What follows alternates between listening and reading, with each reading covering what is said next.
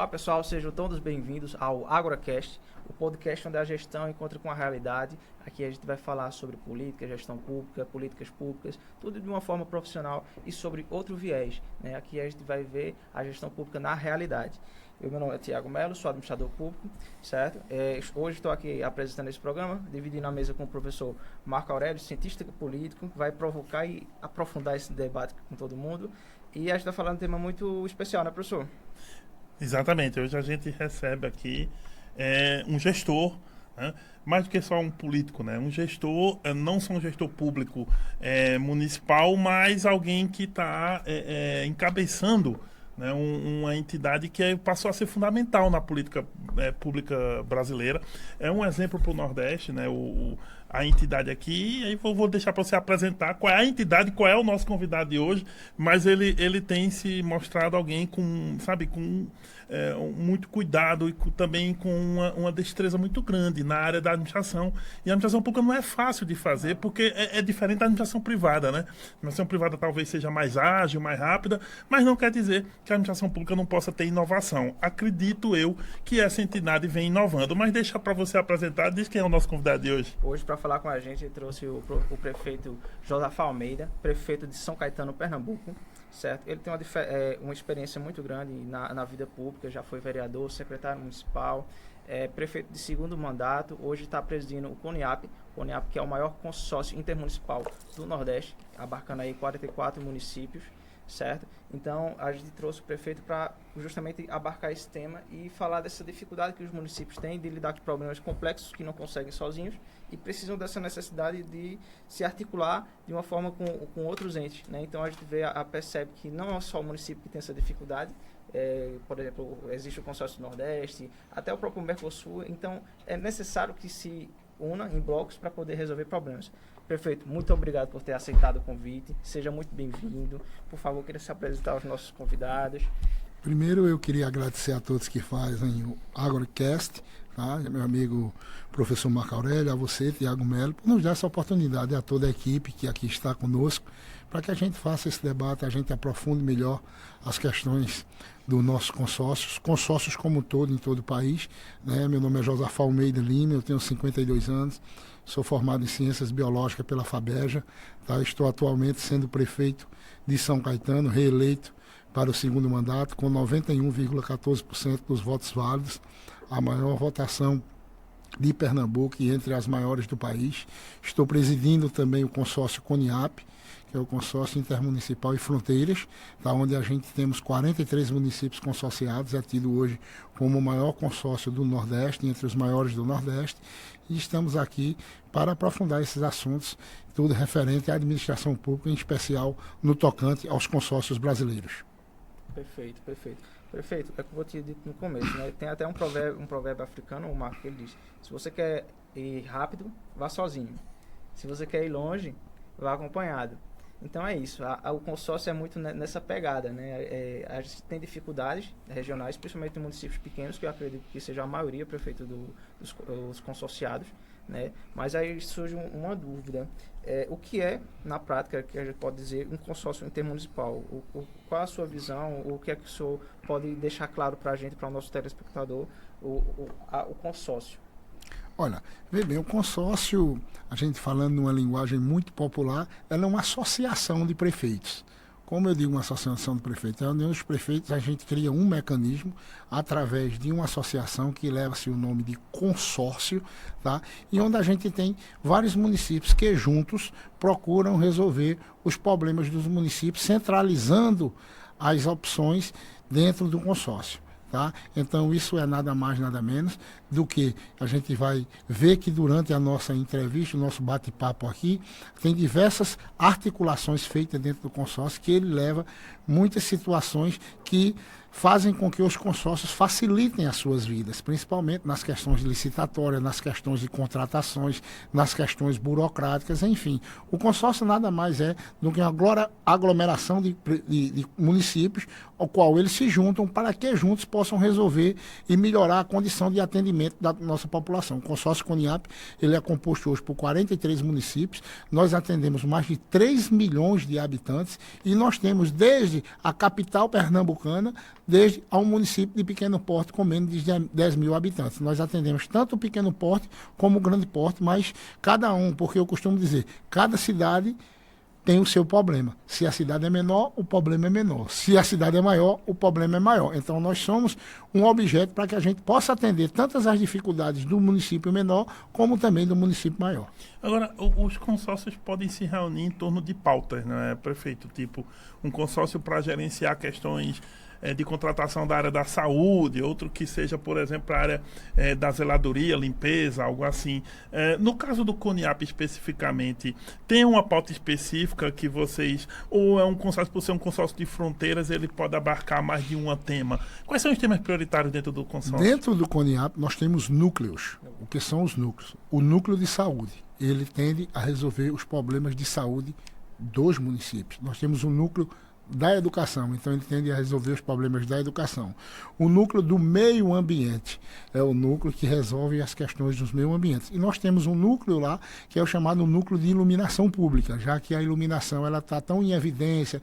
Nós tivemos problemas com apagões no Nordeste, que graças a Deus hoje está superado, né? Existe a iluminação através de diversas outras fontes, então nós temos esses 4 núcleos no nosso município, no nosso consórcio. Então cada um com sua tecnologia, cada um com suas pessoas responsáveis. Os nossos núcleos eles são feitos por cada técnico que monta a sua própria equipe. Por exemplo, cada técnico ele só pode ser escolhido se ele tiver a graduação dentro do próprio ambiente de trabalho dele. Por exemplo, o núcleo de educação, ele tem que ter o seu responsável pelo núcleo de educação formado na área de educação. O da saúde, ele tem que ter a formação dentro da saúde. E assim, sucessivamente. Então, nós provocamos isso também lá atrás, nós colocamos no regimento do consórcio que cada núcleo será conduzido por um mentor. E o mentor tem que ser...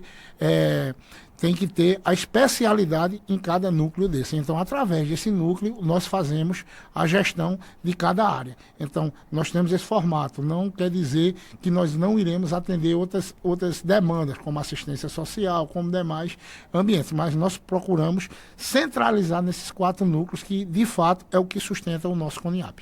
Uma coisa interessante que o senhor traz é justamente essa formação do técnico, né? É algo que a gente bate muito na página e no nosso conteúdo. É isso, prefeito. A gente procura que a gestão pública ela seja uma gestão mais profissional.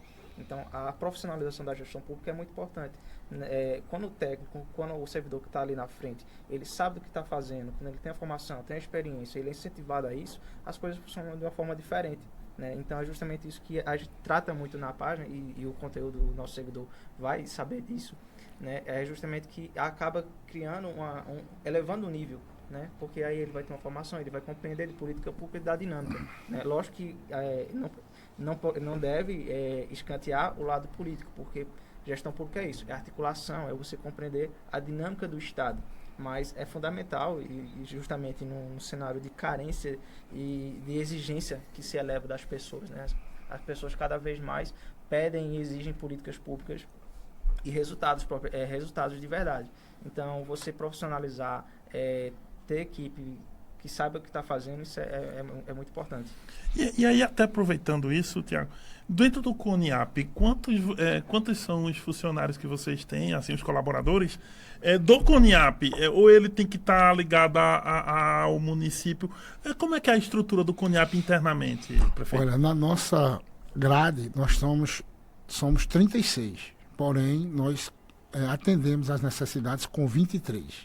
Não adianta a gente colocar o número de pessoas se a gente com 23 nós atendemos às demandas, né? Nós temos o secretário executivo, que é quem conduz todos o restante dos núcleos, tá? Aí, fora o secretário executivo, nós temos a parte jurídica, que esse aí nós temos tanto o jurídico do CONIAP como uma empresa contratada que nos dá pareceres técnicos, que nos dá as decisões jurídicas para que a gente possa caminhar com cada processo, tá? E nós temos o processo licitatório, que é a nossa equipe também de licitação, tá? Que é quem dá todo o embasamento para que a gente faça os processos, tá? Quer seja com dispensa de licitação, que a gente não usa esse termo técnico lá, sempre nosso é pregão eletrônico, tá, em diversas áreas, e é desta forma. E cada núcleo tem o seu, vamos dizer assim, o teu senhor dentro de cada núcleo para que possa executar. Nós temos 23 hoje colaboradores dentro do CONIAP, mas nós temos diversos contratos, por exemplo, com a parte jurídica, nós temos um contratado,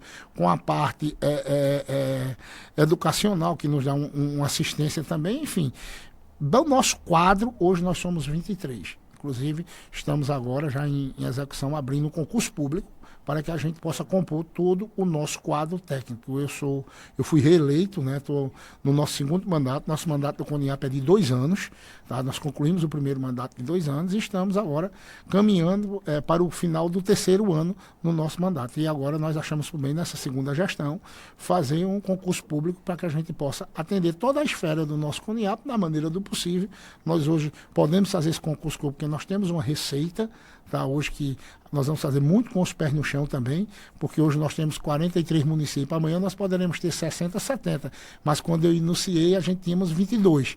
Então praticamente nós dobramos isso. Então a receita do CONIAP hoje é outra, então nós já podemos ter hoje um concurso público para que a gente possa assegurar aos nossos funcionários os pagamentos e os cumprimentos com as obrigações sociais. E é interessante, né? Você tem aí, veja, os consórcios vêm para facilitar a vida de uma série de municípios, mas ao mesmo tempo eles também são entidades que vão se profissionalizando, né, ao longo do tempo. Né? Eles têm vida própria, né? Onde é a sede do CONIAP? Aliás, acho que vai ter uma nova sede. Explica um pouquinho esses novos investimentos do próprio consórcio, prefeito. Nós já ainda estamos em uma sede alugada, né, aqui na UFSCONIA 1, tá? É uma sede alugada. E nós estamos aqui, o nosso propósito, na nossa primeira gestão, como a gente sabia que o grande percalço, o grande calo dos municípios é a saúde, nós entendemos que a gente precisaríamos atender os municípios com a doação de ambulâncias. E na nossa primeira gestão nós doamos 29 ambulâncias aos nossos consorciados. Ao término do meu primeiro mandato, nós tínhamos 29 aptos a receber ambulâncias, e nós fizemos essa doação de 29 ambulâncias. No nosso segundo mandato agora, nossa ideia é iniciar e concluir o nosso prédio próprio, a nossa própria sede, que ela está sendo construída entre a cidade de São Caetano e a cidade de Itacaimbó. Em Pernambuco. Isso é uma construção em torno de 6 a 7 milhões de reais. Já foi ganho, já está em execução, já fizemos a primeira medição de 20%. Tá? E nossa ideia de inauguração é junho a julho, agora de 2026. Já. Nós vamos fazer a nossa sede com 2 complexos. Um complexo administrativo, onde a gente vai administrar a nossa sede administrativa, e um complexo de medicina, tá? Que a gente vai atender lá através. Nós sabemos que as dificuldades hoje dos municípios pequenos são com algumas especialidades em medicina. Então, como nós somos muito fortes no nosso consórcio na saúde, a gente vai fazer um prédio de saúde para a gente atender diversas especialidades, como, por exemplo, mamografia, tomografia computadorizada, ressonância magnética, esses tipos de exames e de imagens que as cidades menores têm muitas dificuldades. Nós temos um projeto onde nós colocamos lá em um local centralizado, próximo à BR-232, de fácil acesso em todas as esferas dos nossos consorciados. Foi um caso pensado, tecnicamente instruído para isso, então a gente fará a nossa sede com 2 prédios dentro de um mesmo aglomerado. Foi um terreno doado pela Prefeitura Municipal de São Caetano de meio hectare, são 1.000 metros quadrados, onde a gente vai atender tanto a parte administrativa como a parte do nosso centro médico, através da administração, através da nossa sede própria, que é o CONIAP. Ou seja, um centro de especialidades médicas. Aí cada município, para perguntar como vai ser esse funcionamento, né? Cada município, são 43, não é isso? Eles vão ter uma cota, podem encaminhar o paciente, ou seja, não é a pessoa chegar lá e ser atendida lá. Só para ajudar o nosso ouvinte a entender. Uma pessoa que vai ser atendida lá, como é que vai ser o encaminhamento dela, prefeito? Essa divisão, né? Olha, deixa eu te falar, cada município, a gente chama o rateio administrativo, ele paga uma contribuição mensal. Como é feita essa contribuição? É através do número de habitantes. Tá? Se você tem 10 mil habitantes, você tem um custo. Se você tem 300 mil habitantes, você tem outro custo.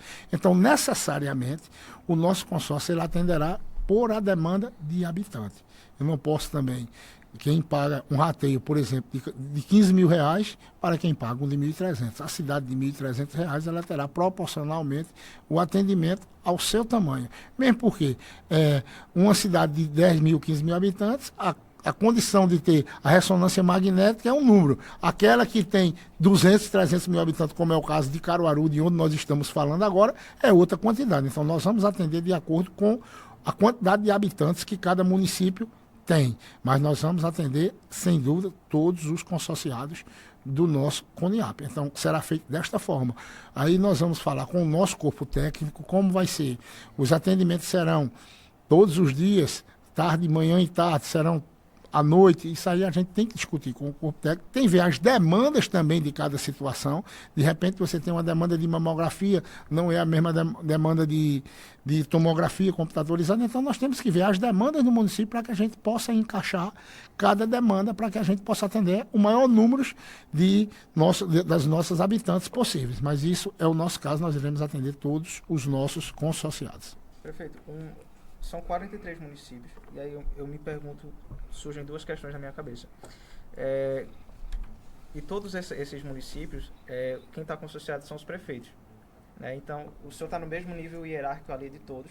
Como é que comunga, né? Como é que o senhor consegue gerir essa questão política com pessoas com viés tão diversos, muitas vezes, até politicamente, né? A gente pode, sei lá, de repente tem prefeito que tem um viés totalmente diferente do seu, no eixo da política, na estadual, nacional, enfim. Mas como é que o senhor consegue comungar o interesse desses prefeitos? São 43 cabeças diferentes, né? E são líderes, são pessoas que não têm uma hierarquia, né? E a outra pergunta seria o seguinte: qual o limite do consórcio? O limite que eu digo é de municípios. Então, até onde o consórcio quer chegar? Ele é mais interessante que pegue mais municípios, você de repente pega os 184 municípios de Pernambuco, ou não tem esse pensamento de pegar todos os municípios? Qual o limite estrutural e como é que o senhor consegue lidar com esse jogo de poder, de gestão, com esses atores tão complexos, vamos dizer assim? Até porque cada cabeça é uma sentença, sim, né? Sim. Veja bem, a melhor forma de a gente administrar isso é ouvindo, né? Nós temos a cada 3 meses as nossas assembleias. O que é as nossas assembleias? A gente reúne todos os nossos associados, todos os nossos prefeitos. Quando os prefeitos não podem, ele envia o vice ou envia o secretário de governo, onde a gente discute as metas que deverão ser alcançadas e discute os projetos, por exemplo, que vamos colocar em pauta no CONIAP. Por exemplo, a sede municipal, ela foi discutida durante várias e várias assembleias. A localidade da sede foi discutida, foi apresentado diversas opções, certo? E o corpo técnico vai dizendo as melhores opções. Tudo que nós fazemos lá, nós aprovamos em assembleia. Então, por exemplo, a construção da nossa sede, por que ela foi dada entre São Caetano e Itacaimbó? Foi dada porque o terreno era de fácil acesso, era beira de BR, não tinha, uma terraplanagem muito cara, X. Então, nós pontuamos e colocamos os argumentos na pauta da Assembleia. E assim, os nossos assembleanos, que são os nossos prefeitos, decidem. Então, a melhor forma é ouvindo os nossos prefeitos. Então, nas assembleias, nós fazemos as discussões. Tá? Então, cada município, por exemplo, tem uma demanda, vamos dizer, de educação. Aí nós, através das assembleias, nós discutimos que o núcleo de educação irá conduzir uma assembleia menor dentro da educação com os secretários municipais. Aí nós juntamos todos os nossos secretários municipais, coloca-se lá na secretaria com o nosso técnico de educação e o responsável pelo técnico de educação, e lá a gente vê as demandas de cada município. Porque muitas vezes as demandas do município, elas convergem muito, existem muitas com as mesmas dificuldades. Então nós priorizamos os que os municípios, na verdade, entendem. Então, isso é na saúde, isso é no meio ambiente, isso é no de iluminação. Quando a gente chega para fazer a nossa Assembleia Geral, a gente já tem isso filtrado, a gente já tem isso mastigado, como nós dizemos aqui no nosso querido Nordeste. Então, a gente já coloca as pautas para que os assembleanos definam o que vai fazer. Mas os pontos, nós são feitos em mini-assembleias, não com o presidente, com o secretário executivo e com os núcleos com seus respectivos representantes. Então, através disso, a gente detecta quais são as dificuldades de cada município, e através das assembleias a gente vai procurando fazer as soluções. Tá? Então é desta forma que nós conduzimos isso. A questão das limitações de quantidade de município, até onde a gente pode chegar. O nosso regimento diz que nós somos consórcios municipais e fronteiras. Então, todos aqueles municípios que fazem fronteiras com o Pernambuco, eles podem fazer parte do CONIAP. Os que fazem fronteiras com Pernambuco. São Paulo não, Rio Grande do Sul não. Os estados que fazem aqui fronteira, por exemplo, de Alagoas, a exemplo da Paraíba. Tá? Então, são esses, do Piauí, são esses municípios que fazem fronteira com Pernambuco que a gente pode receber aqui no nosso consórcio. Bem forma que nós hoje só estamos acoplando os municípios do nosso estado. Nós já crescemos muito e a gente não adianta crescer desordenadamente. A gente tem que crescer hoje dentro do nosso organograma. Ora, se nós não temos nenhuma sede própria, hoje ainda não temos, se nós somos muito limitados no espaço físico do nosso consórcio. Não tem por que você também expandir, porque senão a gente vai crescer e não vai ter como atender todos. A gente tem, por exemplo, São Lourenço da Mata, uma cidade que é aproximadamente 200 mil habitantes, mais de 200 mil. Nós temos Caruaru, né, que tem quase 500 mil de habitantes por aí. Então, assim, nós já estamos cobrindo essas áreas. Nós temos Santa Cruz do Capibaribe, que é uma cidade aqui conhecida, Toritama, a capital do jeans, né? Então, nós temos cidades polos grandes, aqui Surubim, tá? São cidades grandes, a nossa Moreno, na região metropolitana. Então, é difícil você olhar por um lado, se você não tiver como atender os seus municípios, você querer crescer tanto.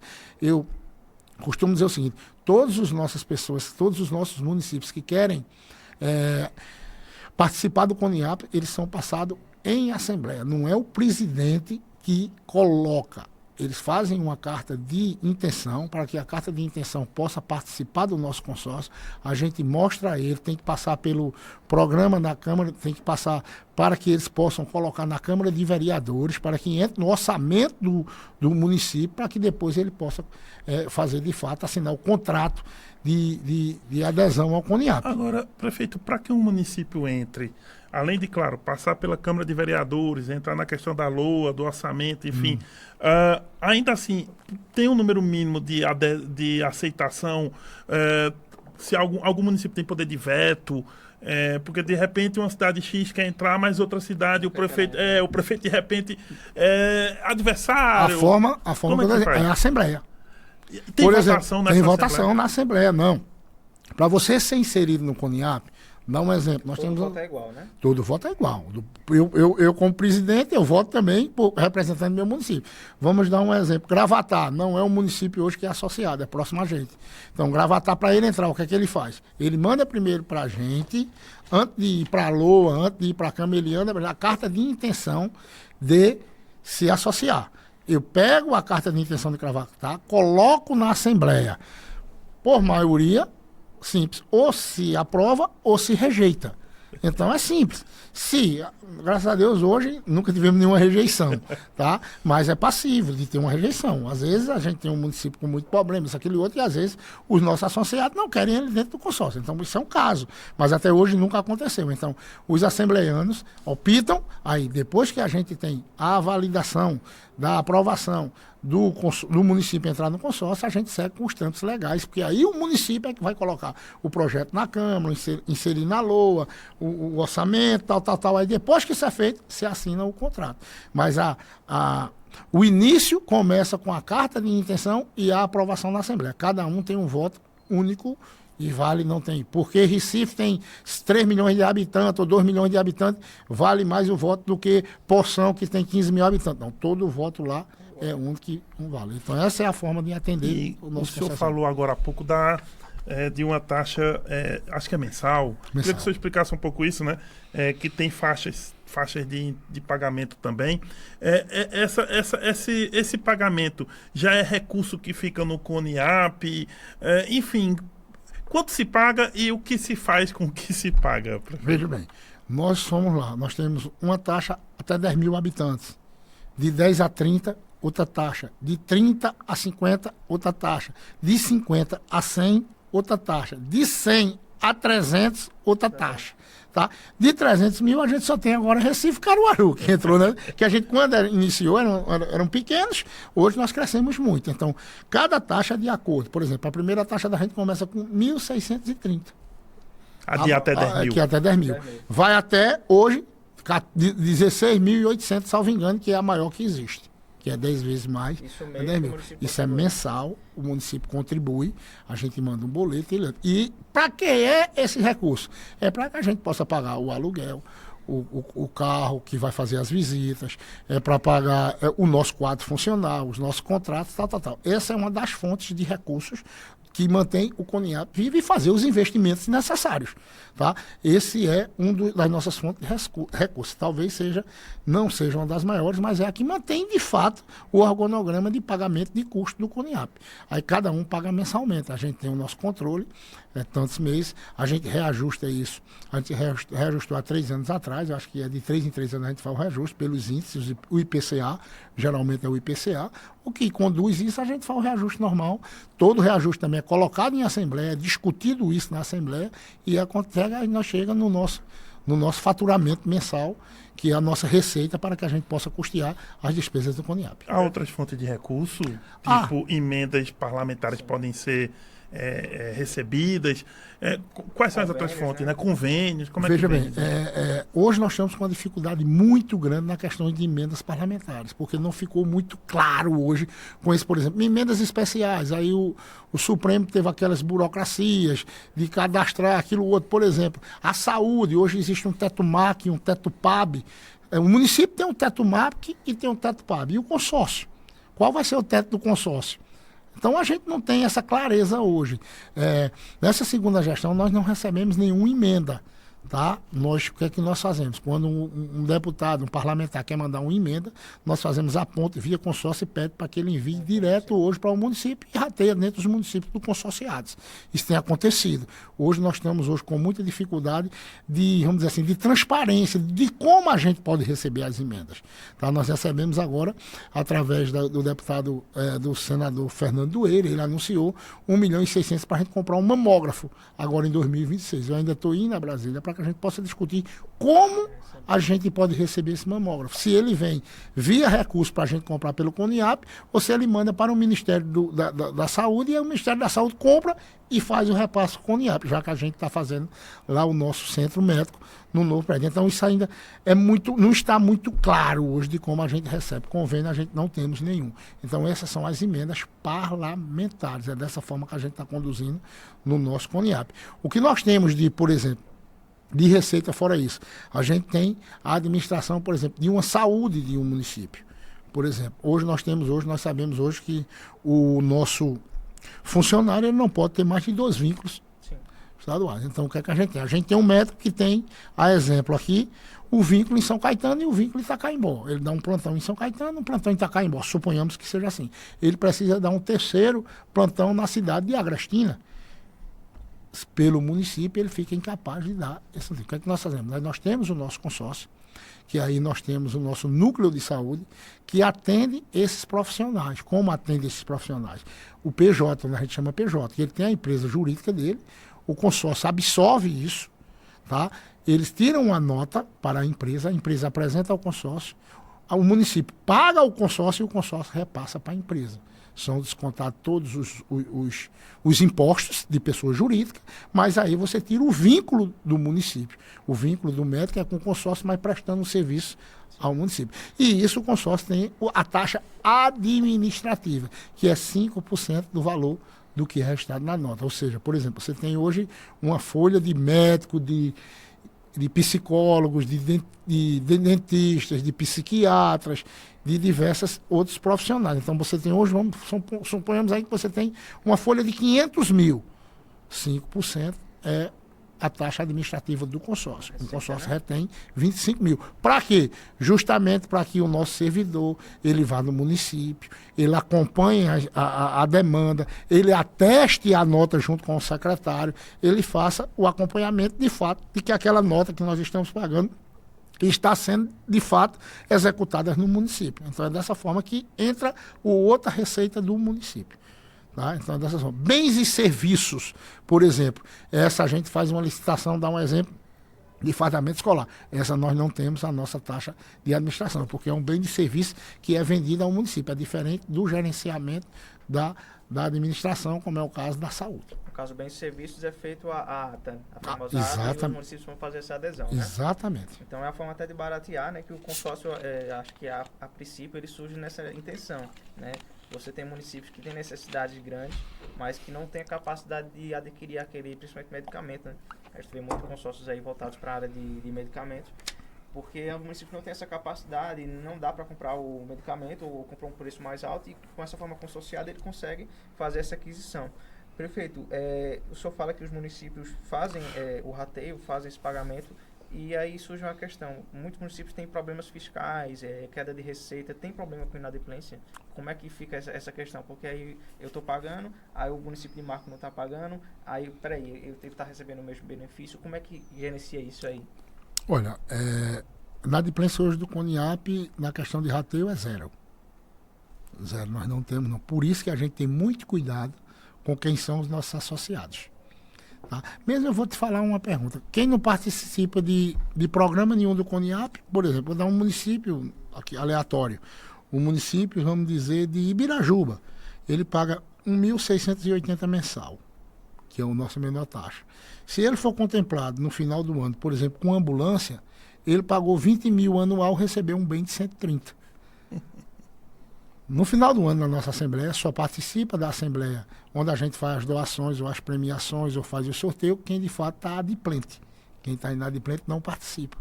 Então, nós não temos essa dificuldade, porque é um valor muito pequeno para o município. Geralmente, os municípios já fazem com que essa dedução seja feita de forma automática nos FPMs ou em outra receita que ele queira comprometer, e é um valor que não compromete o FPM ou a receita do município. Então, nossa inadimplência hoje é praticamente zero. O que a gente tem, por exemplo, é um atraso de um mês ou dois, quando não é desconto, quando é boleto, que a gente tem as duas formas de recebimento. O desconto no FPM, ou desconto em uma receita que o município coloca, ou o tipo do boleto. Às vezes tem um percalço, chega um precatório, uma coisa, o prefeito se atrapalhou, se apertou, ele passa um mês, dois, mas depois ele coloca em dia. A nossa inadimplência é praticamente zero quando a questão dos rateios administrativos. A questão da saúde é simples também. Se você não paga, como é um prestador de serviço, o cara não vai prestar o serviço, né? Porque é diferente daquele lá que tem um contrato com a prefeitura. O contrato com a prefeitura, muitas vezes ele faz um contrato com a prefeitura. Aqui é uma pessoa jurídica. Ele vai tirar uma nota fiscal. Então, se você é uma pessoa jurídica, se você passou um mês sem receber, você não vai dar uma nota para fazer o segundo. Geralmente não tem essa inadimplência no nosso consórcio, não. Outra dúvida. O senhor tem 4 núcleos, não é isso? Meio ambiente, saúde. O município tem essa taxa por população, né? Municípios até 10 mil, municípios até 30 mil. Então, se quiser entrar hoje, ele pode escolher, por exemplo, atingir algum desses núcleos, ou, por exemplo, eu só quero a parte de saúde, eu só quero a parte de meio ambiente, educação, ou ele pega tudo? Não, na verdade, na hora que ele é consorciado, ele já está apto a ter os núcleos que estão em atividade. Você não é assim, eu vou me consorciar e só quero o núcleo de saúde, eu vou me consorciar e só quero o núcleo do meio ambiente. Não, você está apto a ser atendido pelos 4 núcleos. E fora os que possam surgir posteriormente. Exato, perfeitamente. Não, e aí, assim, pensando exatamente nessa circunstância do tamanho dos municípios, prefeito, como é que fica... Quando o município entra, tem toda essa questão da Assembleia e tal, mas como é que fica a questão das licitações, né? Vamos entrar nessa coisa mais técnica e pensar o seguinte, como o Thiago falou, o consórcio tem a ideia original, né, de organizar pessoas, um consórcio em geral seria isso, né? Você organiza pessoas que não poderiam adquirir um bem imediatamente e pela força da conjunção delas, né, da reunião delas, você amplia a capacidade de compra, de negociação, às vezes, enfim, tudo isso é a ideia geral de consórcio que é replicada aqui na área pública. Nesse sentido, qual a força hoje do CONIAP e que tipo de negociação vocês conseguem fazer, trazendo, sei lá, o senhor já falou em ambulância, o senhor já falou em fardamento, como é que fica essa situação e como é que é o processo de licitação para essas questões, né, de compra, né?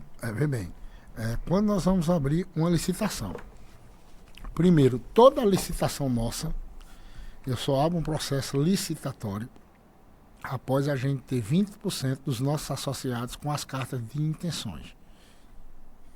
Por exemplo, a gente vai fazer uma licitação de fardamento escolar. Leia esse fardamento escolar, tênis, mochila, kit, tal. Não tem sentido eu abrir uma licitação dentro do CONIAP para atender um município ou dois. Eu tenho que ter a carta de intenção. Isso necessariamente não quer dizer que o município é obrigado a comprar, mas ele tem que ter pelo menos a intenção, porque tem um processo licitatório que leva toda uma demanda. Como a maioria da nossa indicação lá é que seja pregões eletrônicos, tudo isso tem um próprio custo. Tem as demandas que a gente... É o passo a passo, as publicações, a parte jurídica que acompanha tudo. Então nós só abrimos qualquer processo licitatório quando nós temos 20% dos nossos associados que têm a intenção de fazer parte e comprar o determinado produto que está sendo licitado. Então, isso é o primeiro passo. De posse disso, de 20% dos municípios quererem adquirir esse objeto, esse bem, a gente parte para o processo licitatório. Qual é a nossa, sempre a orientação? Pregão eletrônico. Quando a gente vai fazer, por exemplo, um pregão para 40 e para fardamento escolar. Nós vamos abrir uma licitação para atender os 43 municípios.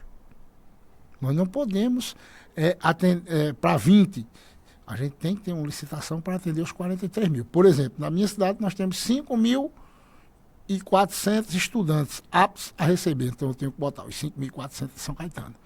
Caruaru tem 100 mil alunos. Então nós temos que abrir para 100 mil alunos em Caruaru. Então, no cômputo geral, a licitação ela fica gigantesca.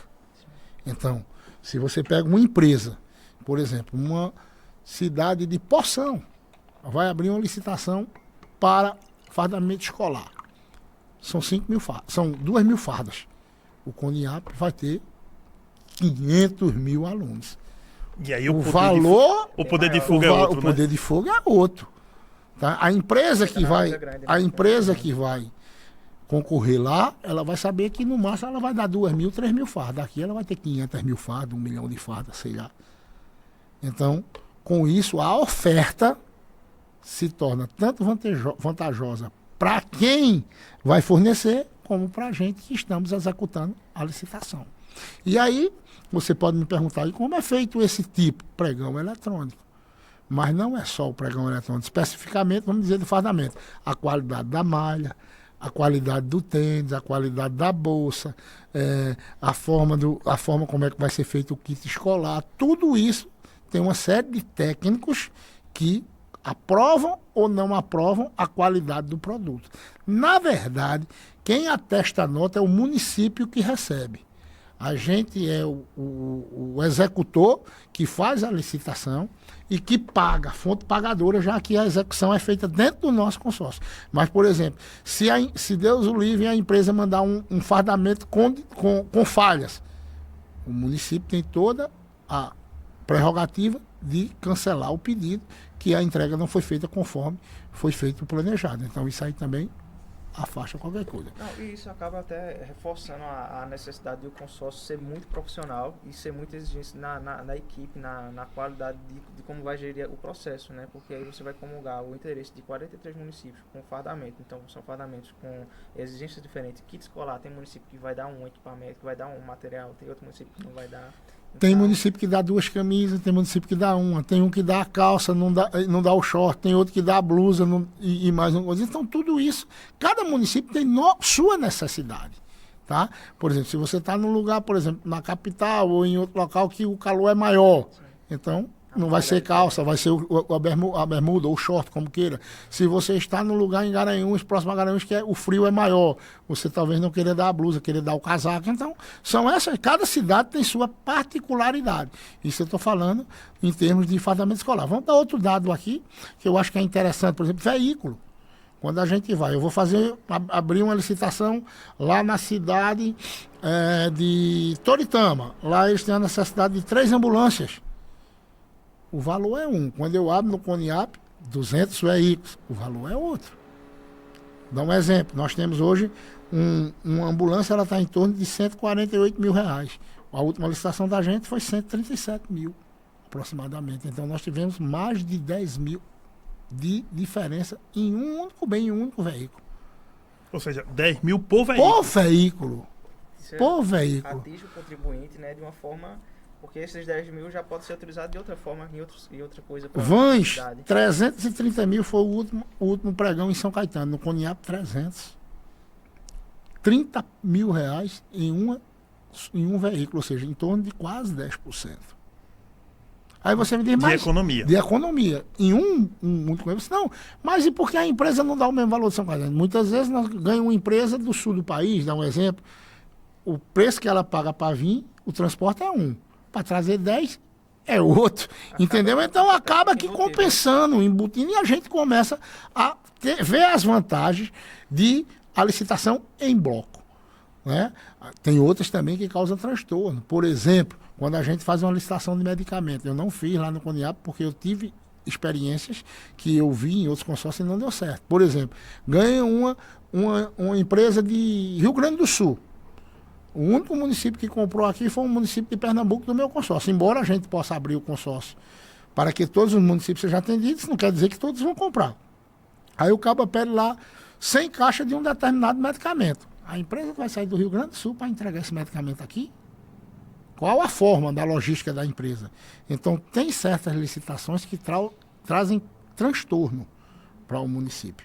Diferente de veículo, diferente de fardamento, que nós temos aqui, principalmente, nós somos muito fortes aqui no Nordeste, especialmente em Pernambuco, na confecção, nós temos as nossas empresas aqui, e a maioria que ganham são as daqui, tá? O transporte, os veículos, tem representante aqui de diversas marcas de veículos. Hoje nós temos aqui também uma grande demanda de atendimento de máquinas pesadas. Nós temos lá a licitação de máquinas pesadas, tá? De coletores de lixo, de máquinas retroescavadeiras, de patrol. Nós temos essa nossa licitação dentro do Coniap.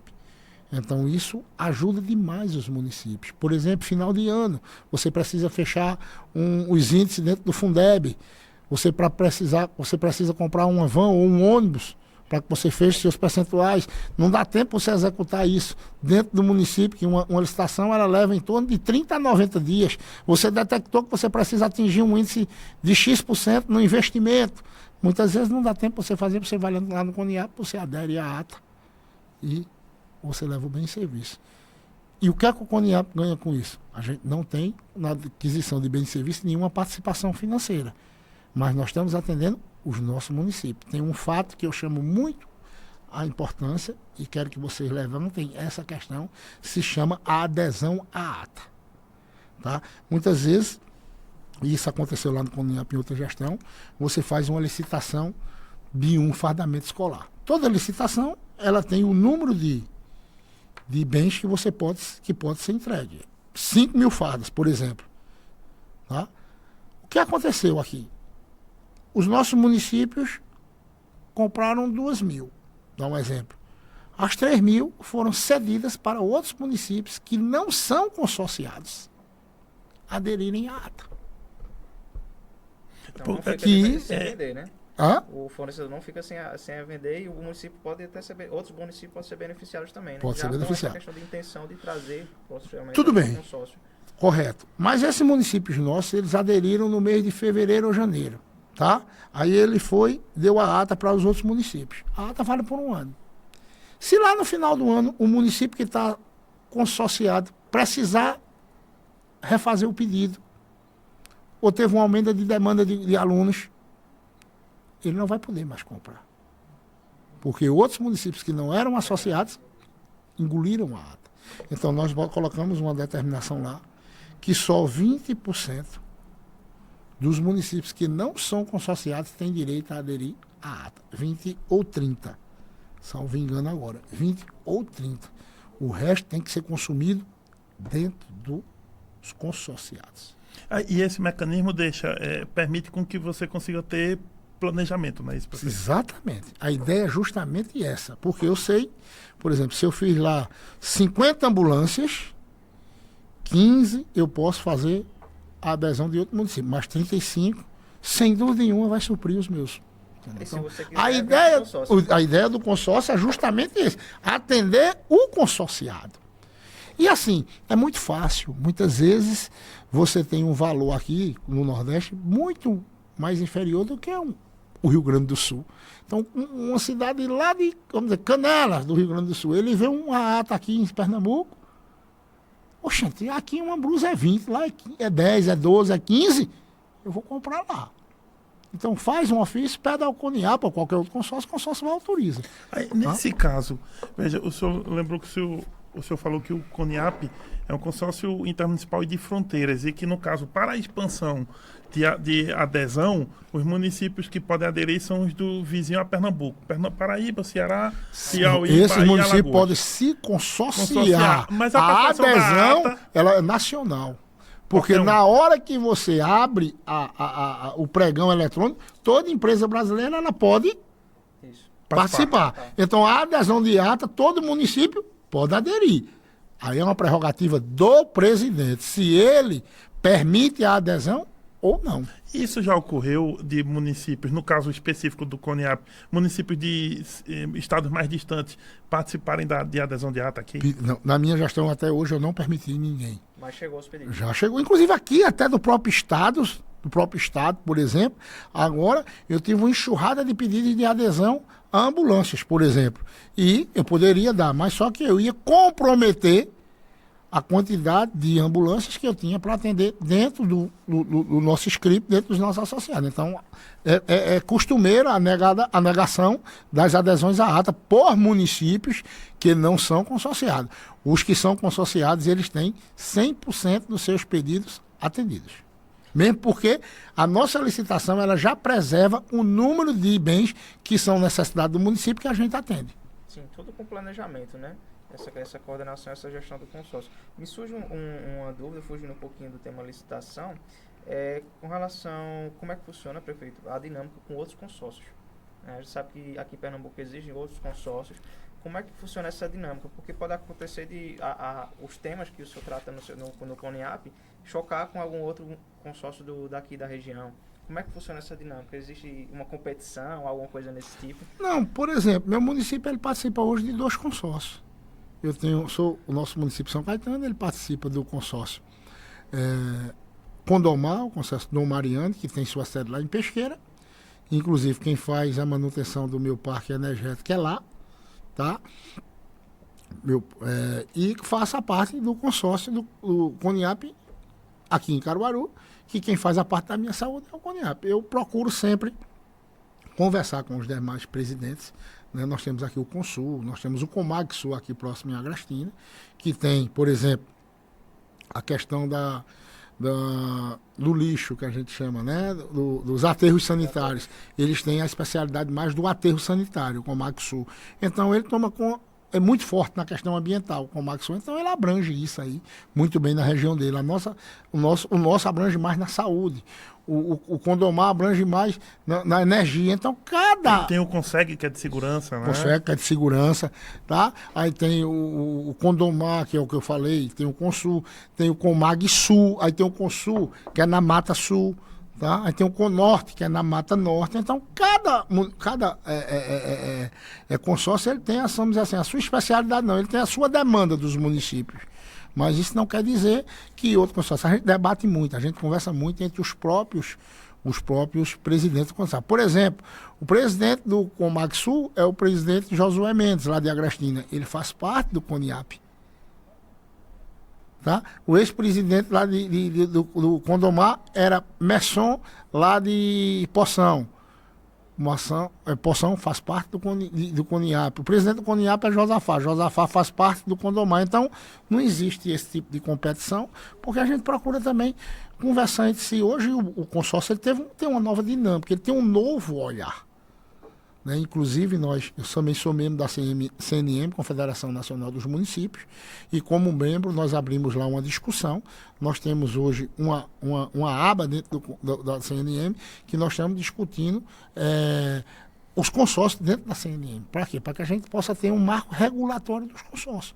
Para a gente ter mais transparência nos consórcios. Até quando o consórcio pode ir, até quando o consórcio pode licitar, até quando o consórcio pode receber a emenda parlamentar, até quando e como o consórcio pode fazer os convênios. Tem um vazio ainda dessa legislação nacional? Muito grande.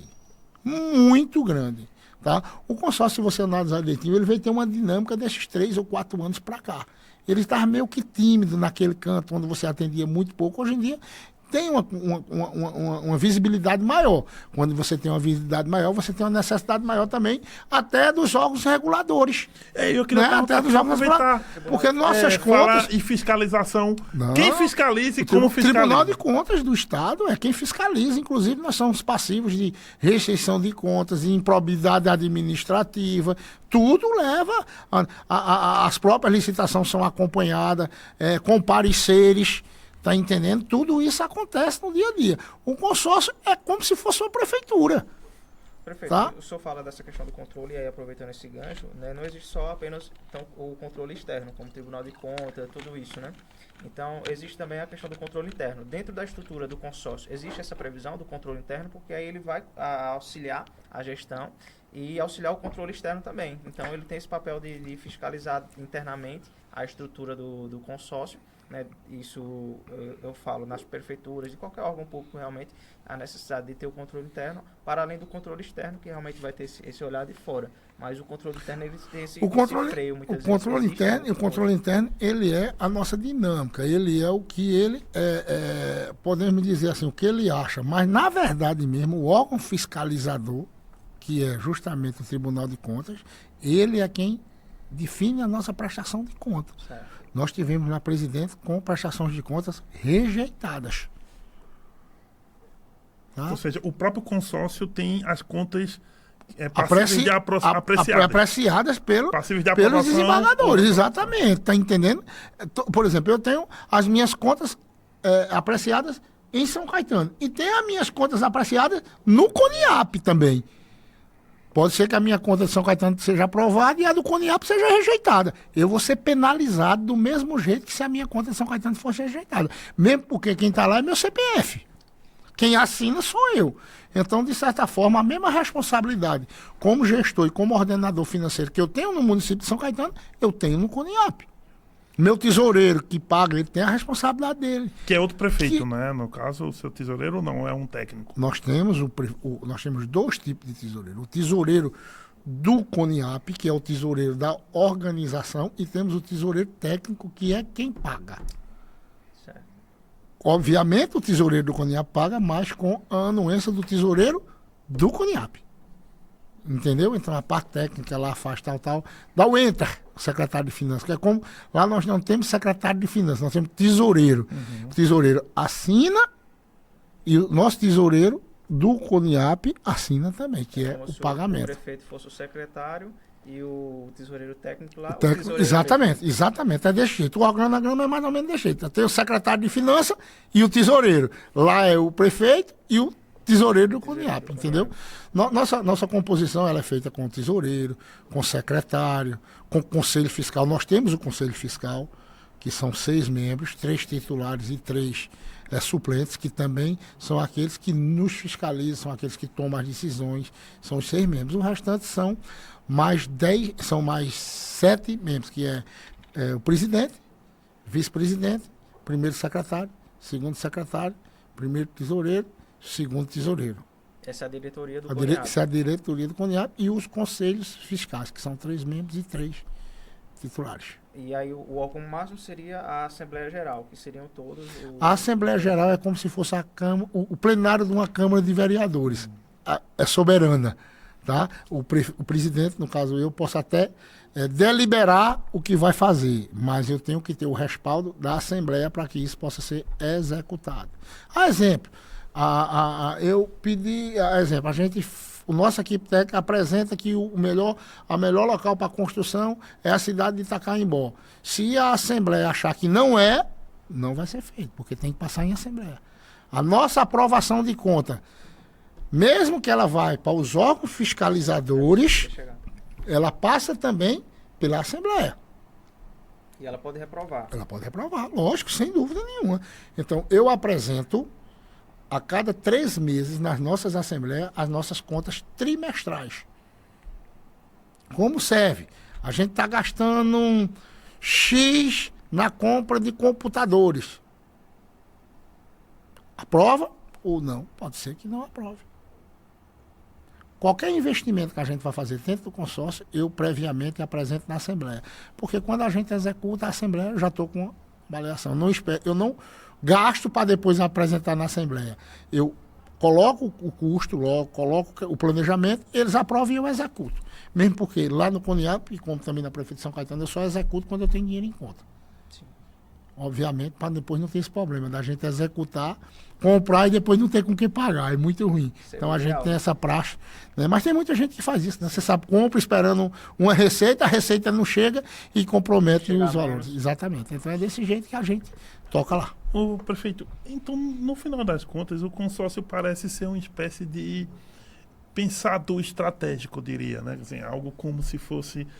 o consórcio tem se transformado, pelo menos os bons consórcios, podem se transformar no lugar do pensamento e do planejamento estratégico para os municípios se fortalecerem, enfim. O senhor vê o consórcio com essa ideia também, dele ser um lugar de pensar a questão pública, a gestão pública, né? A organização pública de modo estratégico, com planejamento, com organização. Ele funciona com essa linha ou pode meter os pés pelas mãos? Não funciona com essa linha. Eu acho que tudo na vida da gente tem que ter um planejamento. Não é só o consórcio. Até na nossa vida pessoal tem que existir um planejamento. Planejamento familiar, planejamento financeiro, o consórcio não é diferente. A administração pública não é diferente. Tudo tem que ter um planejamento. Quando a gente planeja, né, e esse planejamento é bem montado, a tendência é que seja executado também com autonomia, com respeito. Então é isso que a gente procura fazer no consórcio. Tudo eu tento e tento mostrar que todo município deveria participar de consórcio. Estou dizendo do CONIAP, do Comag Sul, que parte no sul, com o norte que faça no norte. É outro através da AMUP, que também não deixa de ser um consórcio, que é a Associação Municipalista de Pernambuco, não deixa de ser um consórcio, é quem representa todos os 184 municípios. Tá? Mas eu acho que todo município ele deveria participar de algum tipo de consórcio. Até Porque... prefeito, atrapalhando a sua fala, o município é o ente mais frágil na federação. Né? Quando a gente vai para a divisão de receitas, quando vai com a União, com o Estado, né? O município é aquele que sofre mais, porque... E é onde tem os maiores problemas. É o que menos recebe o bolo da receita e é que mais tem os problemas. A pessoa mora no município, não mora no ninguém Estado. mora no Estado, no assim, país, antes da mudança. Do município, da municipalidade. Por exemplo, meu hospital é municipal. Quem gere o hospital é o município. Tá? Eu chamo a atenção e muitas vezes eu digo e converso e tem sido levantada essa lebre. Por exemplo, nós temos hoje 15% da nossa receita que ela está onde? Na saúde. Nós temos 20%, 5% que ele está onde? Na educação. Você chega para mim e diz, não existe hoje uma sociedade melhor se não tiver investimento na educação. Correto, concordo. E por que a saúde tem um valor menor? Onde, por exemplo, a longevidade de vida da gente era em média 65 anos a 70. Hoje nós estamos com a média de 85 anos, mais ou menos. Se tem uma idade maior para coisar, tem um custo maior na saúde. O idoso, ele custa para a saúde. Custa mais, né? Porque tem doenças que são naturalmente... Na educação, você tem a opção, obviamente que na saúde tem também, mas você tem a opção de um colégio particular, de um cursinho, de uma faculdade particular. Na saúde, se não for o SUS, para atender a grande demanda da nossa população. Então, eu defendo o quê? Se puder 25 para todos os dois, 25. Mas se puder 20, que bote 20 para a educação e 20 para a saúde. Convenhamos, se aposentava no Brasil com 60 anos. Hoje, 65. E o custo na saúde, como fica? Nós sabemos hoje que o gargalo hoje do nosso país é o atendimento na saúde, que é um atendimento caro. Aos olhos, obviamente, tem os planos de saúde. Quanto é hoje o sistema do plano de saúde? Quanto é o plano de saúde de uma pessoa? Quanto o SUS recebe?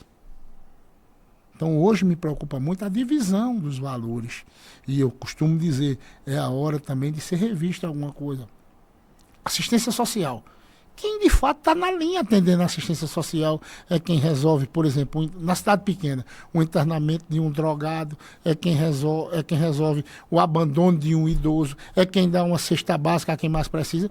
O que é que a assistência social tem do bolo do país? Quantos por cento é destinado para assistência social? E aí a gente pode falar de uma questão que acho que a CNM fala disso há anos, o Paulo Zilkowski, né, o presidente nacional, que é o seguinte, é a tese do municipalismo, prefeito. Porque, veja, a Constituição de 88, ela tem uma coisa que ela teve uma novidade, entre tantas.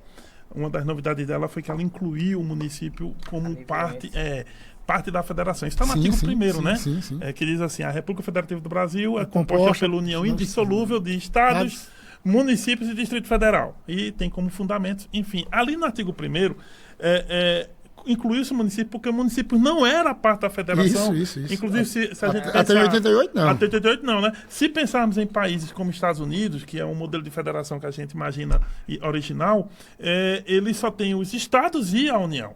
Os municípios, ou condados, inclusive, lá, não são parte, pertencem aos estados.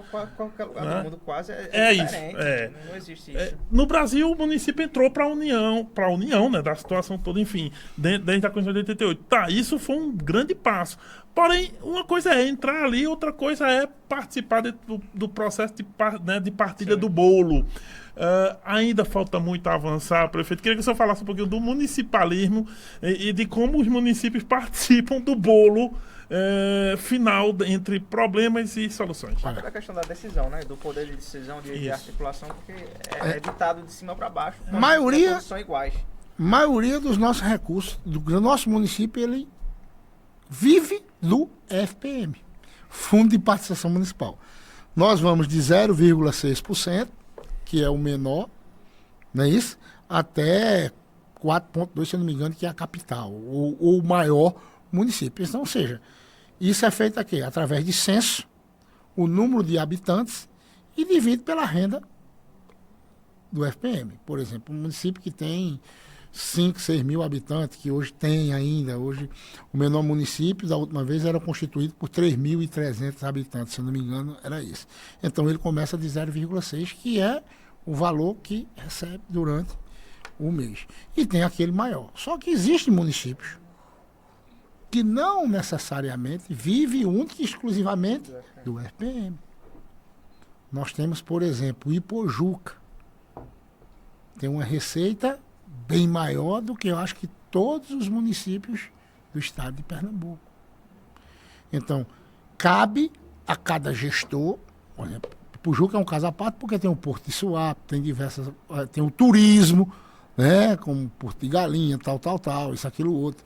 Tem um município que o turismo leva. Mas, por exemplo, a gente tem que procurar ir buscar um ICMS, ir buscar um IPTU, porque, por exemplo, quase nenhum município tem uma fonte de IPTU.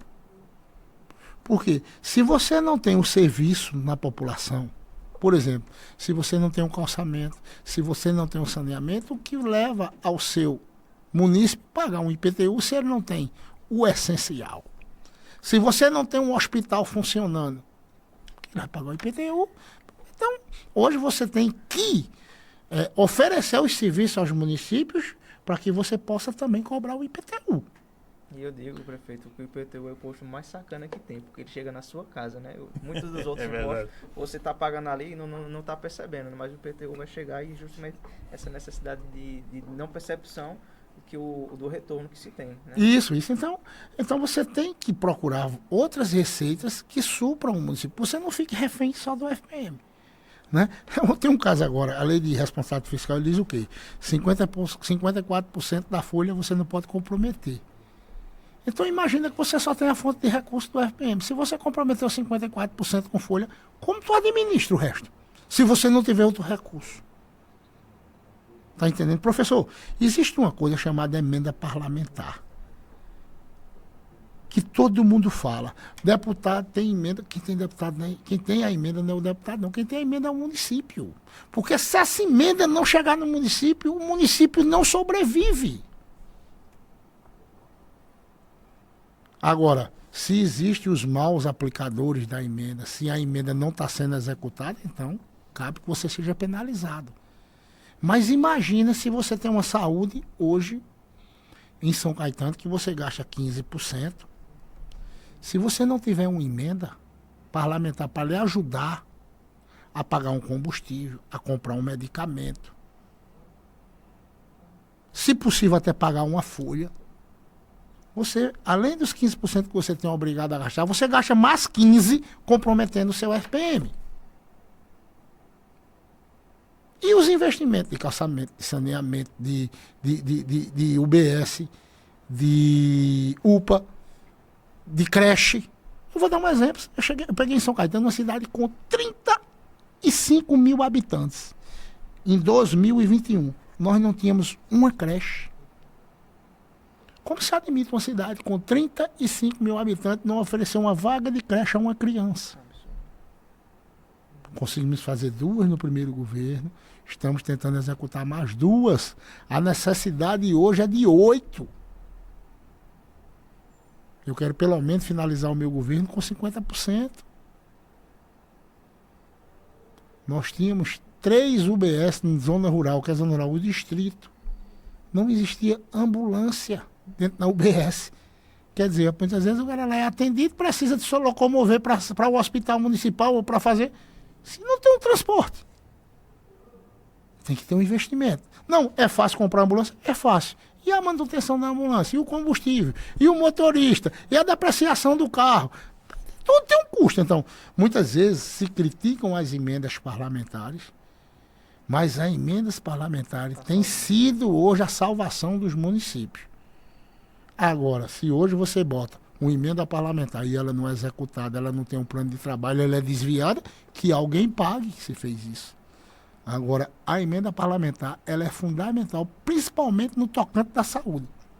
E o Paulo Zilkowski, ele defende muito isso. A forma como as emendas... Por exemplo, do jeito que nós temos um valor a ser gasto pelo município de saúde, a União também tem. E a União coloca o gasto dela às emendas parlamentares. Muitos não sabem disso. Por exemplo, quando a emenda parlamentar das cotas individuais dos deputados, 50% é obrigatório que seja destinado à saúde. Sim. Os outros 50% você pode ser para o turismo, para você fazer festa, você pode ser para execução de praça, para infraestrutura, para o que quer que seja. Mas 50% da cota parlamentar ela tem que ficar na saúde. Então, embora a União esteja destinando as emendas parlamentares, ela também está botando o dinheiro que ela tem que gastar através do Congresso.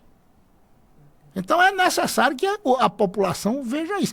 Quando o deputado, o seu deputado, está destinando a emenda parlamentar para o município, ele também não está fazendo um favor, não. Porque ele vai destinar para alguém. Sim. Não é verdade? Ele tem a cota, ele vai devolver para a União? Não vai, ele vai ter que destinar para algum município. Então, é uma prerrogativa do deputado o quê? Indicar o município que ele vai colocar. Agora que ele tem que ser, agora o que é que faz? Teve uma coisa que o Supremo Tribunal fez agora e eu aplaudi. Isso foi arretado isso. Me desculpa o linguajar. Foi fantástico. Se chamou o quê? O plano de ação de cada emenda. Por exemplo, meu deputado Luciano Bivar mandou 10 milhões para São Caetano para investimento.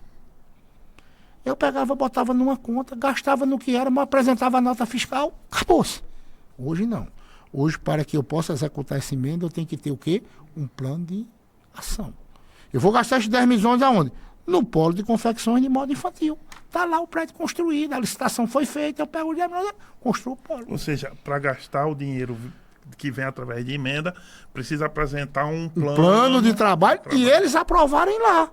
Por exemplo, 5 milhões de investimento em infraestrutura. Eu vou fazer uma licitação de 5 milhões de asfalto. Rua Pedro Almeida do Nascimento, rua... Fica genérico, né? Fica vazio demais. A gente precisa saber para onde está indo o recurso, né? Não adianta você chegar a 10 pontos, o prefeito está dizendo, chegava a 10 milhões, podia gastar com o que quisesse. E era no gabinete do prefeito. A gente não tinha uma execução. A execução direta era a prerrogativa do prefeito, era muito forte. Hoje não. Foi arretado isso. Você faz um plano de trabalho, envia para o deputado manda a emenda. Beleza, ele fez a parte dele. Aí cabe à nossa equipe técnica fazer o plano de trabalho, o plano de execução executar. Fiz a licitação, pagou, prestei conta, resolveu. Foi muito bom essa. Isso faz com que a gente também tenha uma credibilidade. E aí eu vou mudar um pouco aí o foco da conversa. Os políticos, hoje a maioria deles tem vergonha de dizer que é político. Sabe quem tem vergonha de dizer o mau político? Isso. O bom político. Tu tem que dizer, eu sou um gestor, eu sou um político. Mesmo porque a gente tem prazo de validade. A gente é eleito para um mandato, reeleito para 2. Agora podendo até ter um terceiro. Mas a gente vai chegar uma hora que a gente vai ser ex. A gente não vai se perpetuar no poder. A reeleição não quer dizer que você tem 100% de chance de vitória. Por exemplo, eu ganhei de um prefeito lá que vinha com 3 mandatos, ia para o 4º mandato. 2 em uma gestão, colocou o sucessor, depois voltou. Então, a reeleição não quer dizer que você vai ganhar a eleição. Você só ganha a eleição se você estiver bem avaliado. E eu costumo dizer, professor, cada população, cada eleitor tem um governo que merece. A gente tem que entender que a democracia, quem é que decide os nossos governantes? É a nossa população. Na hora que a população quer mudar, ela muda. Agora a população tem o despreendimento, tem que ver se o gestor que está lá vale a pena para ela ou não. Ah, mas tem aquele eleitor que vende o voto, tem aquele eleitor que muitos dizem que vendeu por isso aqui. Problema da população, problema de quem vendeu o voto. Eu acho e costumo dizer, o político, ele primeiro não deve ter vergonha de dizer que é político, o bom político. E o eleitor e a população não deve ter vergonha do seu gestor, porque foi ela que elegeu. Tá? Então, isso é um pensamento que eu tenho.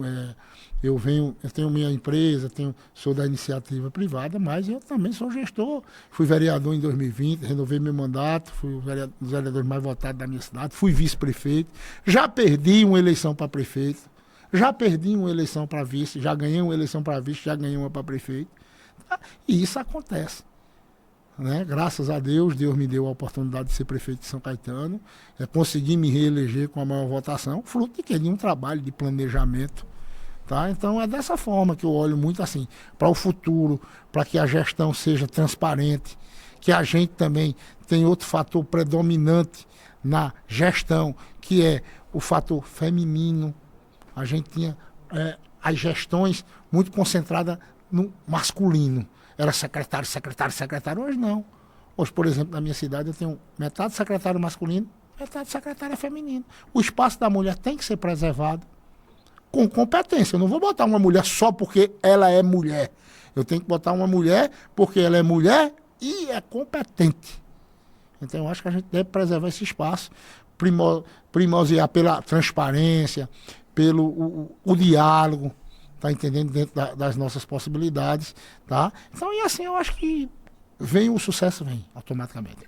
Prefeito, isso é muito bom que o senhor traz esse para o debate, porque é um convite ao cidadão a participar efetivamente da gestão e ele enxergar e ter um senso crítico, né? Muitas vezes a pessoa vota, se você perguntar na próxima eleição ou até no próximo ano, a pessoa, não sei em quem votei, né? Então, esse senso crítico que aí a ciência política, Marco, a sociedade precisa ter, né? Eu queria resgatar algumas pautas aqui nessa questão do planejamento, né? É uma pauta constante nossa, principalmente na página, a questão do planejamento e da visão para o longo prazo. Hoje não dá para fazer política pública de forma amadora, nem política pública sentada atrás de um biru. A gente precisa estar em contato com as pessoas, precisa conversar e ter esse diálogo com as pessoas. Voltando para o consórcio, e aí eu queria discutir com o senhor, qual a visão, como é que existe para o consórcio para um longo prazo. Por exemplo, o prefeito Josafá, o presidente Josafá vai sair, né? E, como o senhor bem disse. Mas como é que vai ter essa garantia para um cenário daqui a 10 anos? Como é que o planejamento, o consórcio quer estar onde?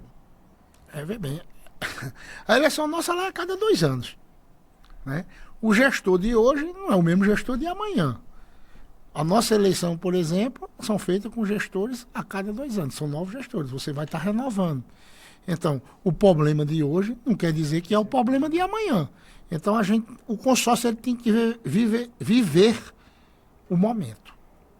Obviamente, você tem que primordiar pelo quê? Pelas transparências, pelas leis dos consórcios, pelas diretrizes dos consórcios. Tá? Mas o momento, por exemplo, hoje nós temos a dificuldade, por exemplo, de aterro sanitário, que era a dificuldade de 10, 20 anos atrás. Foi abolido os lixões. Né? Lá atrás, quando o consórcio, por exemplo, hoje, nós temos o aterro sanitário que o Comagsul aqui faz, de diversos municípios. Foi encontrada a resolução através de quê? Dos consórcios. O aterro sanitário é do consórcio. Então, hoje nós temos o controle, a dificuldade de contratação de médicos, porque 2 médicos, o médico não pode ter mais 2 vínculos. Amanhã pode ser que a gente tenha uma oferta de médico sobrando. Então, o próprio município pode perder. O médico pode perder os vínculos com os consórcios e fazer diretamente com o município. Então, o que é que a gente tem que pensar para o consórcio? O consórcio vai existir, sempre existirá daqui para frente. Sempre terá um lugar de destaque.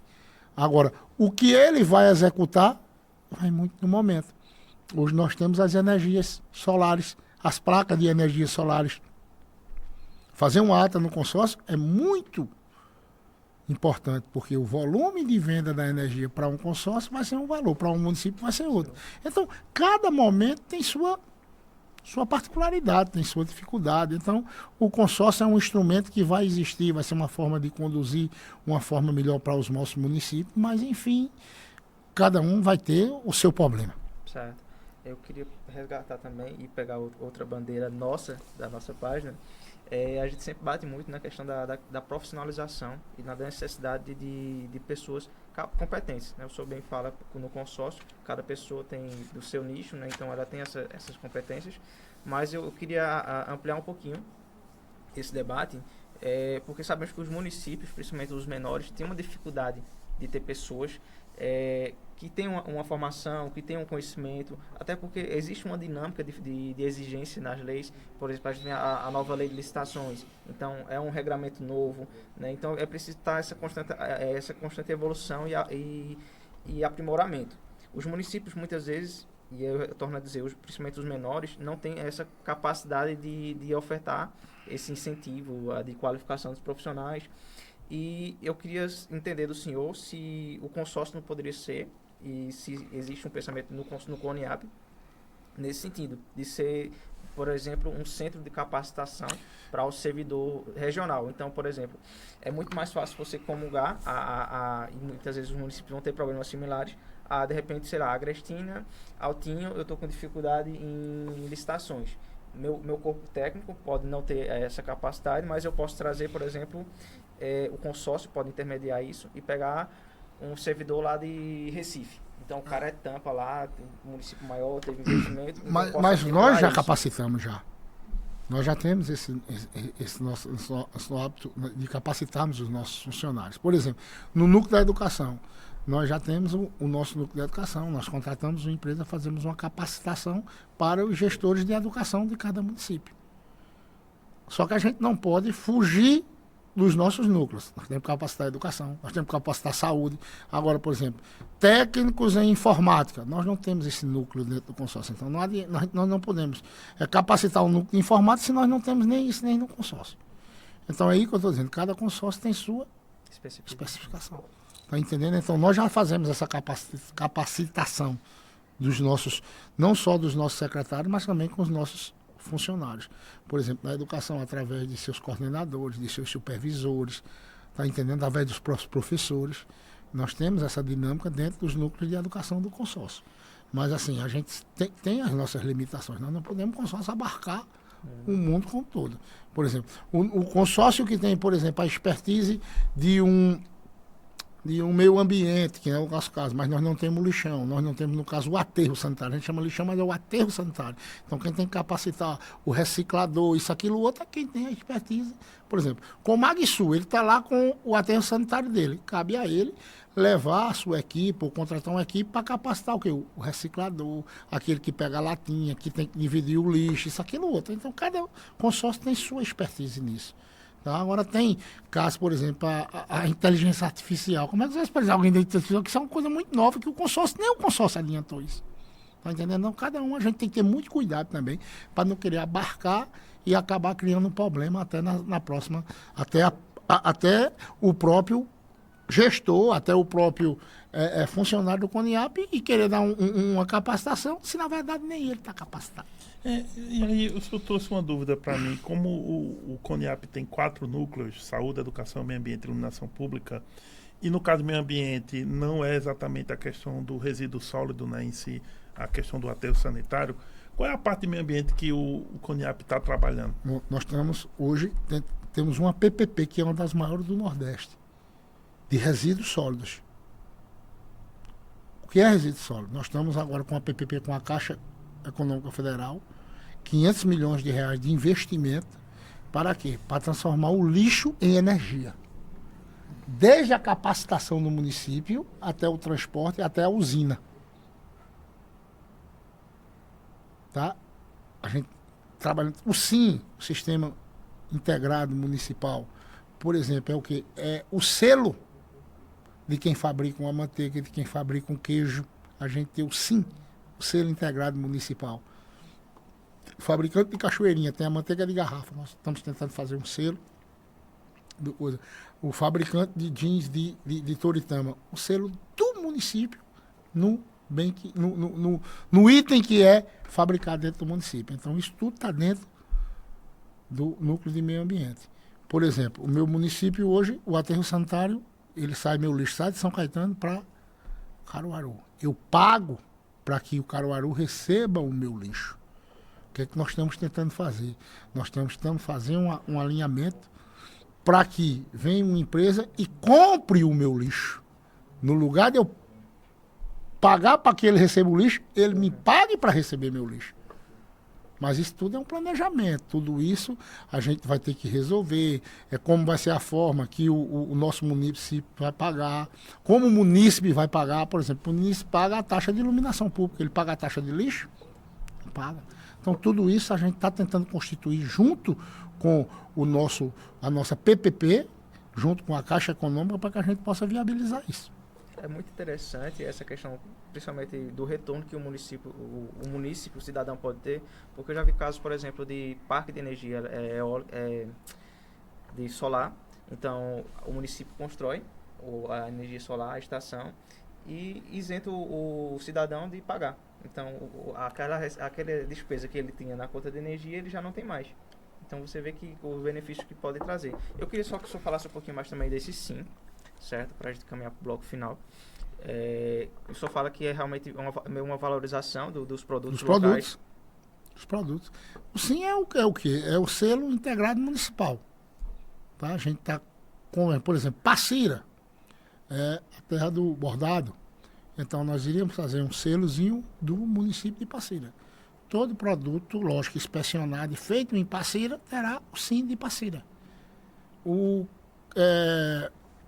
Cupira, os enxovais de Cupira, teria o selo de inspeção municipal de Cupira.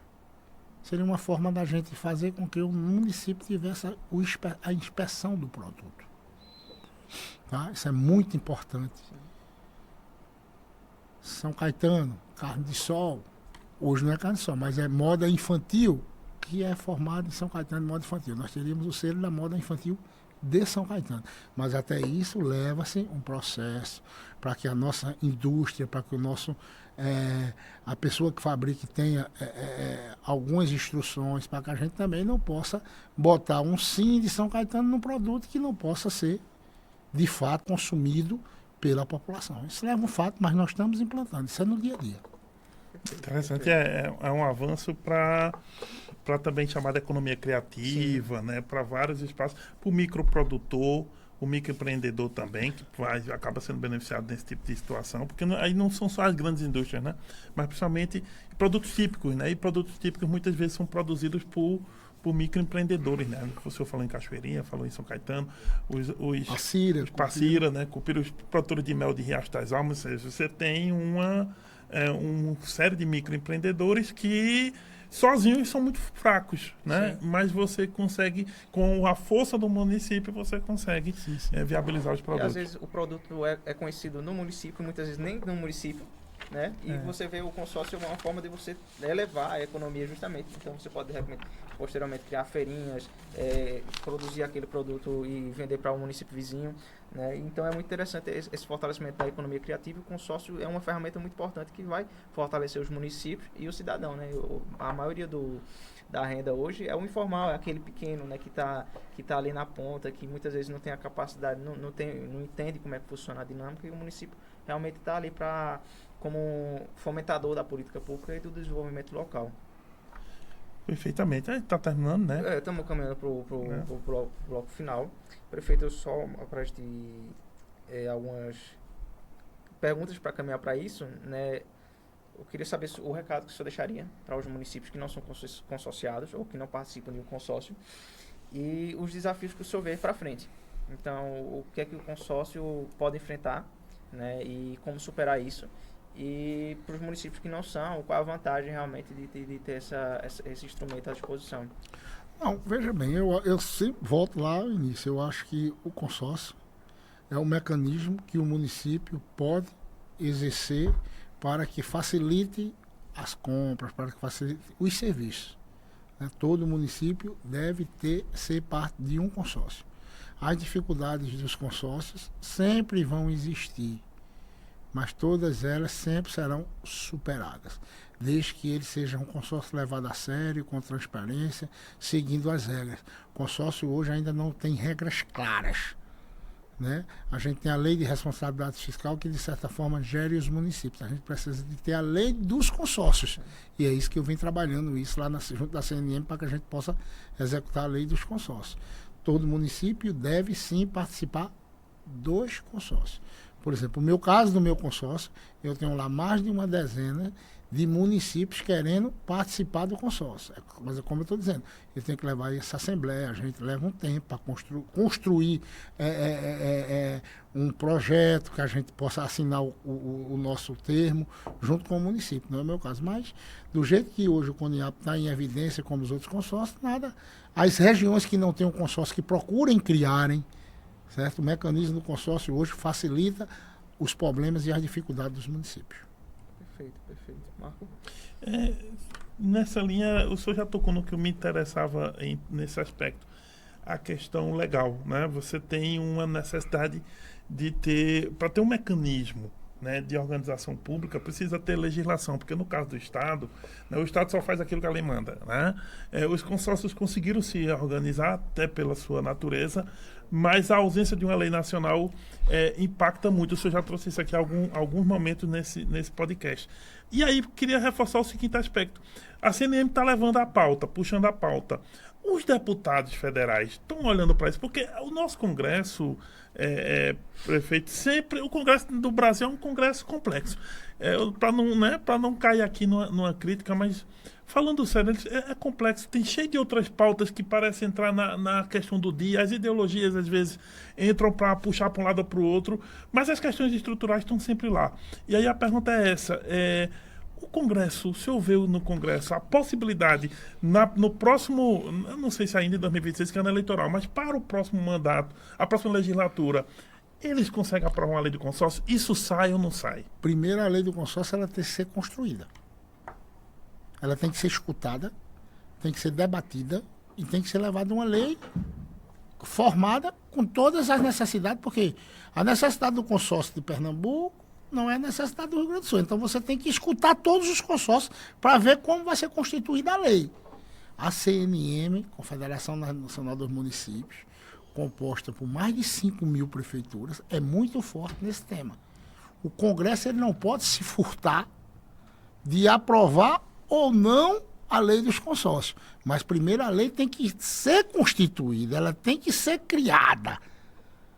Tá? Então, eu não tenho dúvida que na hora que a CNM já está fazendo isso, as escutas, teve agora o fórum dos consórcios dentro da CNM, já foi discutido, já começou a ser discutido. Então, na hora que essa lei estiver pronta, eu não tenho dúvida que o consórcio irá irá aprovar a lei dos consórcios. Mas primeiro a lei tem que ser constituída e que atenda todos os consórcios de diferentes estados da nossa federação. Nós temos 27 estados, cada um com 10, 12, 20 consórcios. Então, qual o número de consórcios? Onde a gente vai atender? Primeiro tem que ser criada, discutida, levada as pautas para reuniões, para que depois a gente possa apresentar isso no consórcio. Além dos temas. Os temas, exatamente, que levam 1 ano, que leve 2, que levam 10, mas que seja feita uma coisa, bem como a Constituição, você disse, a Constituição de 88, inseriu os municípios nos entes das federações, nos bujos. Então, a gente precisa levar as leis dos consórcios discutidas do consórcio pequeno, que tem 8, 10 membros, aquele que tem 50, 60, 70. Então, isso tem que ser discutido para que seja levado esse tema dentro do Congresso. Mas eu não tenho dúvida que na hora que for o Congresso não faltará, mesmo porque a CNM e os municípios são muito fortes nessas pautas. Se não for os municípios, os deputados não existem. Então, na hora H, eles sabem da nossa força, a força dos nossos municípios. Prefeito, né? Exatamente. Então, é fácil isso fazer essa condição. Mas primeiro tem que ser constituído a lei dos municípios. E aí a CNM está cuidando dessa Está fazendo, já estamos fazendo. Pronto. Prefeito, eu gostaria que o senhor fizesse as suas considerações finais. Agradecer pela sua presença, por estar dando esse tempo aqui para a gente, né? Que é algo que eu considero realmente algo mais precioso que a gente tem, que é o tempo. Então, o senhor abriu uma brechinha na sua agenda tão corrida de presidente de CONIAP, de prefeito de uma cidade, e está aqui com a gente conversando e discutindo gestão pública. Isso mostra o seu compromisso, né, com a gestão pública e discutir temas tão complexos que são necessários e afetam para a população. Né? Então, já fica aqui o agradecimento de todos nós que fazemos a página. Né? E aí, eu gostaria de suas considerações finais para a gente... Eu que agradeço a vocês que fazem o AgoraCast, né? Agradecer ao professor Marco Aurélio, a você, Tiago, Melo, a todos, a nossa equipe técnica aqui que está. Espero que a gente tenha avançado nessa pauta dos consórcios. Espero ter atendido às expectativas dos seus ouvintes, dos seus telespectadores, para que a gente possa, de certa forma, o consórcio é uma coisa muito nova. Embora seja antiga, é nova hoje no momento. Ele tomou uma dimensão muito grande. E a gente tem tentado contribuir para que isso aconteça, porque é um órgão facilitador dos problemas do município. E agradecer a Deus por tudo que tem feito em nossas vidas, dizer que a gente está sempre pronto para que a gente possa cada vez mais contribuir para que os consórcios públicos se fortaleçam, né, através da CNM, que é muito importante isso, e dizer aos municípios que ainda não são consorciados. Não digo isso no CONIAP, mas que eles façam parte de algum consórcio. E aquelas regiões que não têm consórcio constituído, que os municípios se reúnam e efetivamente construam um consórcio, para que a gente possa ter um órgão representativo nas diversas localidades do nosso município. Fora isso, agradecer a vocês a oportunidade, né? Desejar a todos um belo ano. Nós estamos iniciando, que Deus conduza as nossas mentes das melhores formas possíveis e que a gente possa ter um ano de muita luz e muita paz. Marco? É interessante, né? É sempre bom conversar, né, com especialistas, né, e também com quem está na frente da tomada de decisões públicas, né, porque não existe planejamento, transparência, organização se não houver gestor. E aí é muito bom sempre conversar com quem está lá, né? No caso, não só numa prefeitura, mas também num consórcio que reúne, como ele disse, é quase uma prefeitura à parte dentro do modelo. Então é interessante, é muito bom estar participando e ter ouvido aqui o Josafá com essa aula, que é basicamente uma aula para o ouvinte aqui, né, para quem nos acompanha, e que permite a gente entender melhor, né, como é a gestão pública, não apenas em abstrato, na teoria, mas principalmente na prática e no interior do Nordeste. Acho que isso é fundamental para a gente ver que inovação pública não precisa ser feita apenas na Europa, Estados Unidos ou talvez no sul do país. Não. Aqui também temos isso e com as nossas demandas, situações e especificidades. Acho que é isso que ele trouxe. Perfeito. Pessoal, obrigado pela audiência. Amigos, muito obrigado. Fica aí o programa. Aí espero que vocês todos tenham curtido, certo? Já não se esqueçam de curtir, comentar e dizer o que vocês acharam do programa, certo? Vamos discutir e fazer gestão pública com método e diferente. Vamos mostrar que dá para fazer e dá para fazer muito mais. Prefeito Josafá. Tamo junto. Um abraço. Valeu.